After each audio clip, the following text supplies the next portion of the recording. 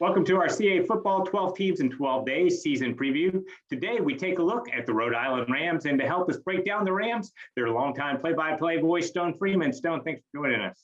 Hi, Rob. Thanks so much. Really excited to talk about Rhode Island football this morning. Before we talk about what's going to happen this fall, let's look back on the spring, which was very successful for Rhode Island. Only got to play 3 games, but got everyone's attention with a couple of overtime wins at Villanova and at UAlbany before dropping that hard-fought game against Delaware. How much momentum do you think they can carry from that success into the fall? Yeah, I think that's a great place to start because the spring season for URI was really significant. And granted, it was only a 3-game sprint.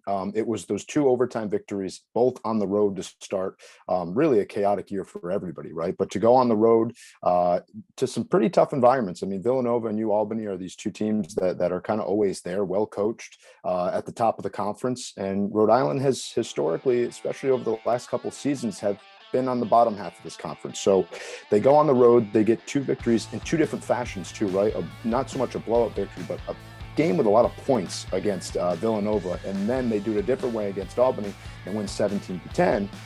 That creates momentum. And then that Delaware game too, I think, 21 points against a defense like Delaware, though, that was also kind of a bright spot too. And then of course the season goes a different direction with COVID and the season getting shut down and whatnot. But it was a great way to kind of give them some momentum going into their first full season now since 2019, which again did not go Rhode Island's way, finishing 2-10 that year with no wins in the conference. Let's take a look at that offense. And the Rams last spring featured a pair of talented transfer quarterbacks in Kasim Hill and Brandon Robinson. Had the CA Offensive Rookie of the Year and Kevin Brown Jr. and Ivy Frimpong certainly excelled at the wideout spot. As you look at this offense, how explosive can it be? Yeah, I think it'd be really explosive. I think right now too, there's so many different storylines because going back to that 2019 season, which is the last time we saw this team in full, there's a lot of guys that are now on NFL rosters. So going into the 2020 season, whenever it was going to be played, there was a lot of holes to fill. But Jim Fleming and his staff hit the transfer market. They land Kasim Hill, who has some Power 5 opportunities under his belt.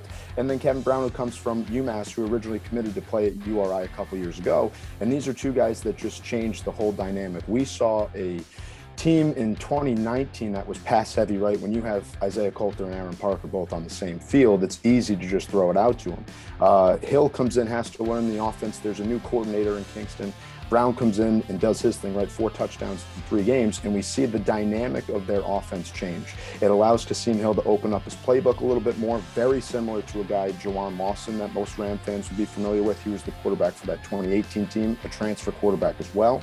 We see they can escape the pocket a little bit, extend the play, and that opens up the playbook even further for a dynamic running back like Kevin Brown. Ivory Frimpong has been deeper on the depth chart historically in his career because he had guys like Parker and Coulter ahead of him. But I think, we saw him last year have a couple games where he really showed out and showed that he can be a #1 wide receiver in the CAA. Defensively, Rhode Island has quite a bit of experience up front. Guys like Andre Bebald, LB Mack, Andre Blackett. And then in the back end, Towson transfer Kobe Tippett certainly made an impact, 3 interceptions. What do you like about this defense going into this season?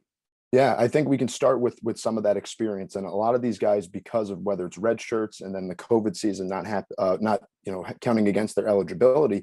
There's a lot of guys that have been playing 5 years in Kingston now, so this year we'll be able to see them on full display, and I think their front 4 is pretty sound. But Kobe Tippett is one of those guys. I mean, you can hear in his last name, right? That football IQ, it's in his blood, but also his ability to know the opponent because he transferred within conference. So he's played 4 years at Towson. Now he comes to Rhode Island. And again, 3 interceptions in 3 games last year really put him in the entire secondary in a better light than the Rams were remembered as to end the 2019 season. The defense was not great in 2019, and that cost them some games.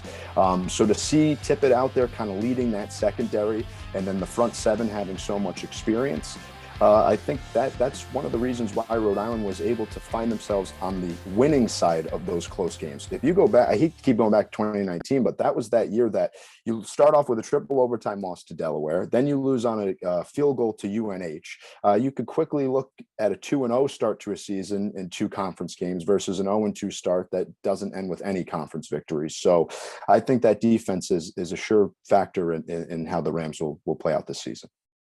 Let's touch briefly on special teams because those are always big, and there's a couple of veterans back in the kicking game with C.J. Carrick and Davy Sean Bartocci. The return game traditionally has been strong. Talk about some of the guys that you see standing out of that group. Yeah, special teams for Coach Fleming in particular is of significance. He is always preaching the importance of special teams, and it's a way for coaches to really understand their whole roster, right? If you can really factor in that third phase. But Carrick and Sean Bartocci are two dudes that have just been here for a while now, a redshirt junior and a senior. Rhode Island fans remember CJ Carrick his freshman year. He missed a field goal at Central Michigan that would have given Rhode Island a win over an FBS opponent in that quote unquote bye game. So he's a guy that's easy to root for because now he finds himself within 55 points of breaking the Rhode Island record for points in a career. And Davey is one of the best punters in terms of experience in the conference right now. So to see the two of them now as seniors and redshirt juniors really paying their dues, it's rewarding. In the return game, it's Matt Pyers, right? He's been around for a while now. Again, a whole different dynamic to the Rhode Island offense really, and their defense and their team overall if Pyers is getting 2 to 3 punt returns a game. He's a guy that's explosive. And two, a redshirt senior. He's been here a while. He knows the playbook. He knows the culture in Kingston, and he's hoping to end obviously his career now with something special in the CAA. Let's close with sort of an overall outlook on the Rams. Obviously, last season in the 3 games, they finished in the top 25 in the final stats poll. What do you see as the keys to getting back in the top 25 and having a successful run? Yeah, I think it's over the last 3 seasons, in the 2 seasons that the Rams had some success, right? The 2-1 season last year in the sprint of a season, the 6-5 record in 2018. The difference between those 2 years in 2019 was they jumped on their opponents early on in the schedule. And this year, traditionally, Rhode Island would begin with one of their bye games playing an FBS school that's, a quote unquote scheduled loss. This year, they have a great opportunity at home under the lights, a 6 p.m. start time against Bryant University. So there'll be a good crowd on campus. You need to win that game right off the jump. And I know obviously football coaches in general will preach the significance of every game, but to have a big time opponent in terms of an in-state rival in Kingston on campus, you got to start off there with a victory and then kind of propel that into your CAA slate. So I think it's jumping on opponents early, and really it's the same roster we saw in that 3-game stretch. So the morale should be high. They have to stay confident, and over the course of the season, it's easy to see, if you lose a game, you might slip up a bit, but Rhode Island just has to stay on track early on, and that should really propel them through the course of the season, and hopefully ends with a top half finish in one of the best conferences in FCS football. Stone, thanks so much for taking time to join us and breaking down the Rams, and look forward to seeing you as the season goes along. Absolutely. Thanks, Rob. Always appreciate your work. All right, thanks.